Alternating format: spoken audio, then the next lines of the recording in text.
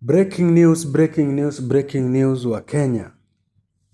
Hapo nyuma kuna video nilitengeneza wakati ODM iliamua kutimua Sifuna kama Secretary General. Nikawaambia kuwa ODM ni ya vijana na ilitengenezwa na vijana. Nikawaambia the moment unatoa Sifuna kwa ODM, na hivyo ndio mambo na ODM tumemaliza kama vijana. Watu hawakusikia. Sasa hii ni breaking news. ODM imeamua tena kujitenga ama kujiondoa kwa broad based. Sababu ni gani? Sababu wanasema UDA imeamua kuwa disrespect, kitu ya kwanza. Imeamua kupeleka maaspirant wa UDA hadi bedroom ya ODM. Yaani like sasa in short, Ruto anataka kukonga Nyanza or Luo Nyanza region na UDA. Amesahau kuwa ODM iko kwa broad based.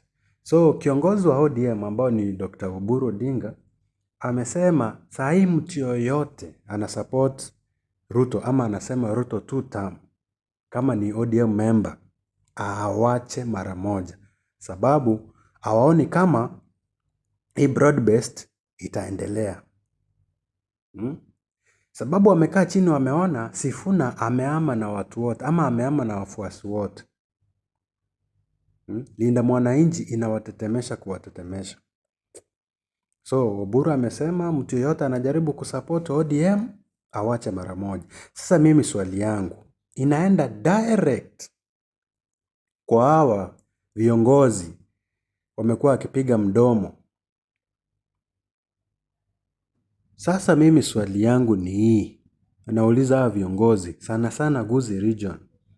Akina Simba Arati, hao wenye walikuwa ODM wanasupport 2 term movement. Governor Nyamira County, ule mzee amelala hataki kufanya kazi.